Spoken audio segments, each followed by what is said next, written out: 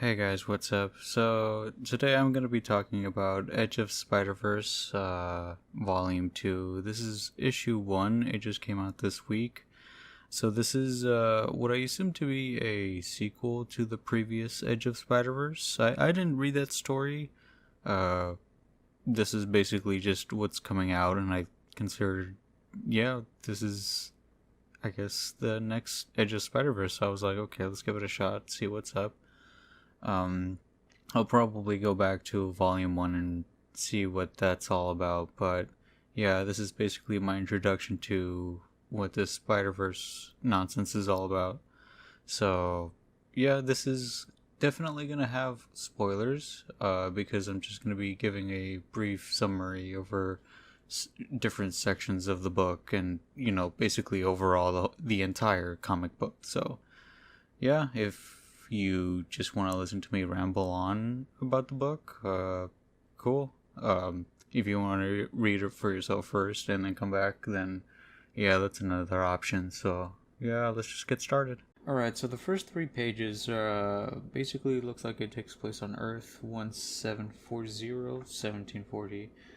I'm guessing that's a reference to just the setting of when this is taking place, the 1740s, because these guys are wearing like colonial red coats and whatnot. But this is basically just the introduction of the Spider Laird. Yeah, he comes across some redcoats. He's trying to bring back this goat that they took, and he basically just traps them after getting them caught. He gets approached by three ladies in hoods. I'm not familiar with who they are. They approach him out of nowhere. They start explaining something about a great war and to be ready. They use some crazy magic in front of him. Later, he picks up the goat and walks away and questions his sanity. I like this story. It's pretty cool. I like the concept of, yeah, dude, just like Assassin's Creed 4 Pirates Spider-Man looking, shooting webs from his gun. That's pretty badass. I like that. But yeah, that's basically the start, the first 3 pages of that. Next we get Earth 616. ARAñA is what I'm guessing. Yeah, ARAñA is the second story. It's kind of confusing because this character has some of the most crazy changes from my perspective. I haven't gotten too deep into it because it looks confusing, but it's changed so much since its introduction. So yeah, this is basically ARAñA at this point. They do talk about how she is known for other names, so they're acknowledging the fact that it's a very confusing character for anyone that doesn't know who the fuck she is. So this next part basically sort of gives a very small introduction as to this ARAñA character, Spider Girl. She sees this group of people, I'm assuming causing havoc. I'm not sure if they're robbing from the store or whatnot, or they're up to no good, or they're just hanging out, I think. I'm not sure. But she ends up falling from this sudden pain. The kids that she was watching end up running away, but she gets up, notices this like tattoo on her arm. From that point onward, she's like incredibly well. From that point onward, she's basically in pain. Looks like she's at a fraction of her, full capabilities. It looks like she heads home and just falls asleep, but she feels like something's off. And that's when Madam Web shows up and starts talking about how there's a danger approaching or whatnot. It's some sleepy vision, whatnot, the typical comic book shit. After waking up, she finds herself covered in webs. This reminded me of that time from the super old school comics where Peter sort of cocooned himself in webs to basically seal himself off from his personal issues when he was home resting. I don't know if this was a nod to that or if it was basically like them showing her like waking up in a sweat basically. But instead of a sweat, she's just covered in webs. But anyways, her roommate talks to her, lets her know that the classes are probably like canceled because there's like rat dudes, basically vermins, just running in Central Park. So, I guess they canceled the classrooms. She ends up heading down to Central Park to fight these vermin, but as she gets there, yeah, she fights them. But I'm like, you know what? These are, if they're like the vermin from, the old school Spider-Man comics, they should be hard as fuck to fight. Just one of them. But they do point out the fact that there's multiple of them, but there's one with a specific like collar around his neck. So I'm assuming he's probably the main dog. These are probably some weaker copycat bullshits. I don't know. This is basically me writing the story for him by inferring whatever the nonsense they got going on here. She ends up feeling the pain on her arm again from the tattoo and passes the hell out. But as she's passing out, she sees this character that's just standing there, basically saying that, oh yeah, she's not impressed by ARAñA's capabilities. I'm assuming she's saying that because she's passing out? I don't know. She still beat the shit out of these vermin, so I don't know what the hell she's talking about. And then once she wakes up, Madam Web is there to pretty much tell her that the sharp pain that she feels on her tattoo and why she feels weak is actually her powers coming back, I guess. That's how I interpreted it. And then she also explains how a previous foe that she defeated, the Sisterhood of the Wasp, is back. And they were basically at Central Park trying to create little minions, and that's what the vermin that she fought were for. And then Araña's like, hey, what the hell? My costume is shit. Where do I even start looking? And so Madam Web's like, yeah, dude, like, I'm literally Madam Web. Relax, I can handle this. I'll help you out. And so the next panel is basically Araña in her new outfit, talking about this new web weaver character, which is, from what I've heard, is the gay Spider-Man. But it looks like they're not going to be showing him until issue 5 for some reason. But they did nod to the fact that he was kind of in this story, but they just didn't show him. He basically supplied Araña with her new costume, which it looks pretty good. I like it. After getting a new outfit, she ends up going down to this venue where her Wasp villain is trying to convert everyone there into her personal minions.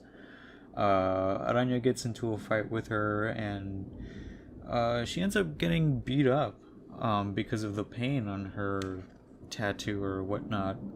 But after some talking with the villain, she's like, yeah, this is actually like normal, and it's just me and my powers getting better. So I'm like, what the fuck? Okay. Yeah, she ended up beating up the villain, of course. So this is basically where Madam Web shows up and explains how this battle is just the beginning. Araña asks, hey, what's going on? Web goes, yeah, we need your help.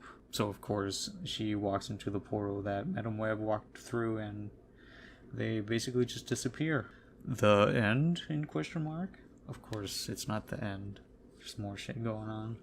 So the next spider character that they introduce is SpiderRex. Pretty much a very sped up version of his origins. I know damn well it's a very crazy concept, so of course they basically just ran with it and had fun. As he's like eating this pterodactyl, he ends up getting hit by this meteor with spiders on it, which ends up turning him into SpiderRex. That's what gives him the spider powers. And the pterodactyl that it was biting into is turns into like the Green Goblin version of it. It's definitely a really crazy concept. I thought it was really funny here at the end of his origin story, how he's swinging through the forest, but he's too heavy, and the branch that he's swinging off of just breaks. He ends up falling on the pterodactyl Green Goblin, version, and they all fall on top of these civilian dinosaurs, killing them. And then, as they're dying, they're like, "Hey, what's the big idea? Oh, this hurts so much." And this is basically where he learns with great power comes great responsibility nonsense. And Araña's just on top of one of the branches looking down at all this chaos go down and just thinking, hey, what the fuck is this? So the next story is about Spider Noir. So, old school Peter. He's walking into this room. He's about to pour some alcohol, but he drops the glass, and instead he starts chugging the alcohol straight from the bottle. He sets it down, pulls out a piece of paper. He checks his abdomen. He has like this giant wound on it, and so I'm like, oh, what's this? He starts writing this note about himself, about the fact that he's Spider-Man. It looks like he's writing it to MJ.